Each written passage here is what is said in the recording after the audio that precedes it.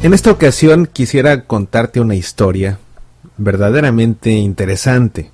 ¿Qué te parece una historia de desengaños amorosos, exploradores en África, misiones militares, intrigas en Marruecos y la vida de un ermitaño? Como que todo esto se antoja para una película, ¿no?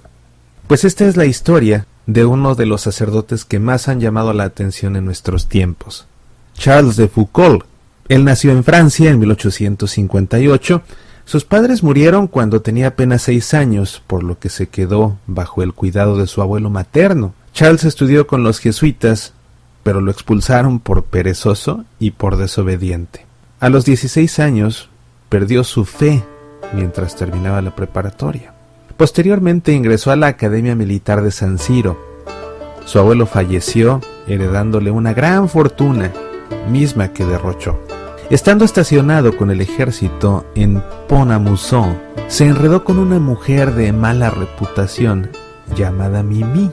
En 1888 fue enviado con su regimiento a Argelia, llevándose consigo a Mimi y haciéndola pasar por su esposa para que pudiera venir con él. Pero cuando el fraude se descubrió, el ejército le ordenó enviar a Mimi de vuelta y prefirió ser suspendido antes que dejar a Mimi. Así volvió a Francia con ella, pero al año siguiente, escuchando que su regimiento se encontraba envuelto en una misión peligrosa en Túnez, abandonó a Mimi para poder ser readmitido al ejército y unirse a su regimiento. Los siguientes 8 meses, Charles habría de destacar por su excelencia militar, siendo alabado por todo el regimiento. Los viajes militares provocaron en Charles una fascinación por el norte de África, una fascinación al grado que Charles dejó el ejército para convertirse en explorador. Aprendió árabe y hebreo y para poder explorar Marruecos se hizo pasar por rabino. Su vida estuvo en peligro muchas veces en Marruecos y fue apresado por motivos religiosos por los musulmanes, pero su trabajo de exploración y reconocimiento de Marruecos le valió la medalla de oro por la Sociedad Geográfica Francesa. En aquel tiempo Charles pensó en casarse, pero como su familia desaprobaba a su prometida, rompió la relación. Viajó entonces por otros países de África y volvió a Francia en 1886. Ahí comenzó a llevar una vida austera, casi ascética. Se cuestionaba interiormente sobre su espiritualidad y visitaba iglesias a pesar de no tener fe, y en ellas repetía una oración muy peculiar: Dios mío, si en verdad existes, déjame conocerte. Ese mismo año, 1886, entró a la iglesia de San Agustín en París para pedir instrucción religiosa. Se le indicó entonces que se confesara y recibiera la comunión. Los siguientes 2 años, Charles vivió con su familia en Francia y comenzó a considerar la vida religiosa. Él afirmaba que su vocación nació al mismo tiempo que su fe, pues después de saber que Dios en verdad existe, ¿cómo no dedicar su vida entera a amarlo y servirlo? En diciembre de 1888 viajó a la Tierra Santa y ahí, en Nazaret especialmente, quedó marcado para siempre. Al volver a Francia 2 meses después, regaló todas sus posesiones a su hermana y realizó varios retiros espirituales buscando la orden religiosa adecuada. Se sentía llamado a vivir la vida secreta del pobre y humilde carpintero de Nazaret. Le pareció que la orden de los trapenses sería la más indicada. Charles ingresó entonces con los trapenses en 1890, pero comenzó a crear un plan para formar una congregación religiosa a su propio estilo. Pidió así que se le dispensara de sus votos, y en octubre de 1896 partió a Roma para estudiar. Al año siguiente, el abad general de los trapenses por fin le concedió la dispensa de los votos, liberándolo para seguir su verdadera vocación. Charles viajó entonces a Nazaret, donde vivía en una choza asistiendo a las clarisas. Su ideal era vivir en Nazaret por sí mismo, como alguien totalmente desconocido, dependiendo de su propio y humilde trabajo y de la soledad, la oración, la adoración y la meditación del Evangelio, viviendo a fin de cuentas como un ermitaño. A lo largo de 3 años en Nazaret, las clarisas y su confesor lo persuadieron de pedir la ordenación sacerdotal.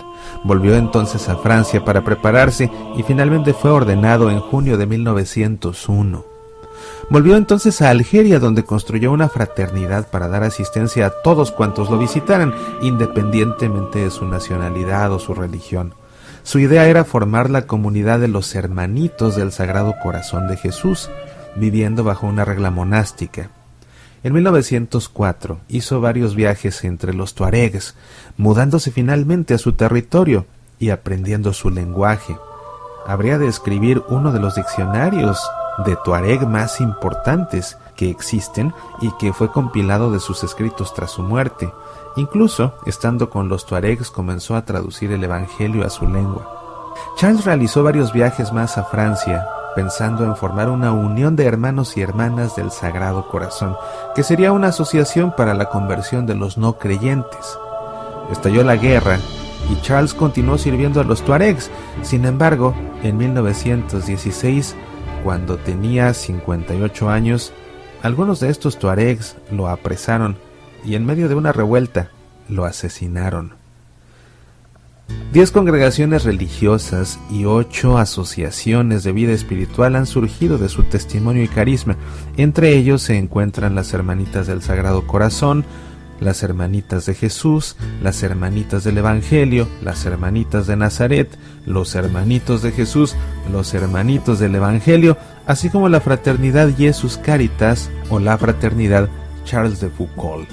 Por todo esto, Charles de Foucauld fue beatificado como mártir muy recientemente, el 13 de noviembre de 2005.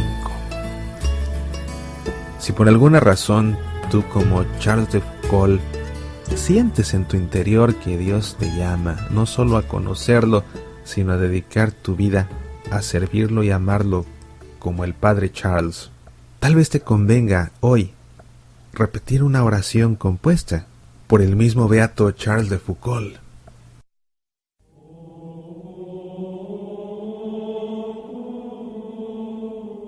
Padre mío, me abandono a ti. Haz de mí lo que quieras. Lo que hagas de mí, te lo agradezco. Estoy dispuesto a todo. Lo acepto todo, con tal que tu voluntad se haga en mí y en todas las criaturas. No deseo más, Dios mío. Pongo mi vida en tus manos. Te la doy, Dios mío, con todo el amor de mi corazón, porque te amo y porque para mí amarte es darme, entregarme en tus manos sin medida, con infinita confianza, porque tú eres mi Padre. Soy Mauricio Pérez. Estas son Semillas para la Vida.